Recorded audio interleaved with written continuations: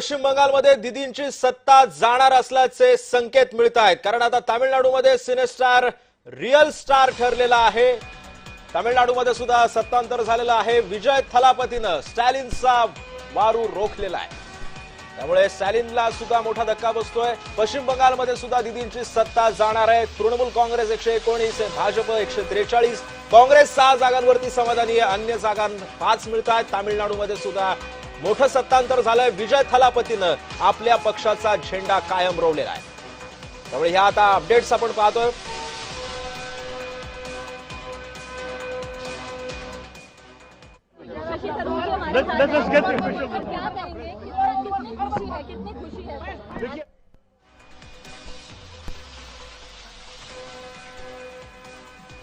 हम वैसे भी जीत की अपेक्षा में आए थे। अब आप लोगों के लिए आगे की क्या मिशन रहेगी और आप लोग क्या कोशिश करेंगे केरल स्टेट के लिए जो यहाँ और कुछ एक्स्ट्रा दे पाए? देखिए, हम लोग परिवर्तन की पार्टी है। हम चाहते हैं कि 10 साल के इतनी बुरी तरह की राजनीति चले हैं इस सरकार की तरफ से कि इसको एक बदलाना और मेरे ख्याल में नए तरीके की राजनीति ले आना बड़ी जरूरी है। बार बार ये सवाल आ रहा है कि सीएम कौन होगा, क्योंकि आप खुद एक एमपी है। इस विषय पे बाहर कैसी वेणुगोपाल के लगे हुए हैं कि इस विषय पे हम अभी बात नहीं करना चाहते हैं। चुनाव के रिजल्ट आने दीजिए। खड़गे साहब जो कांग्रेस अध्यक्ष हैं वो किसी को भेजेगा जीते हुए एमएलए के साथ बात करने के लिए, उसके बाद वो लोग उनकी राय दे देंगे, फिर हाईकमांड तय करेगी। ये है हमारे कांग्रेस की नीति। तो मुझे क्यों पूछ रहे हैं?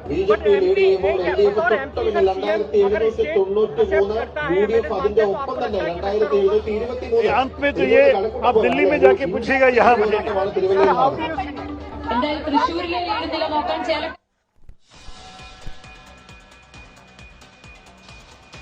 दरम्यान आपण पाहतोय सध्या प्राथमिक आकड्यांमध्ये पश्चिम बंगालमध्ये भाजपला अखेर बहुमत मिळालेलं आहे।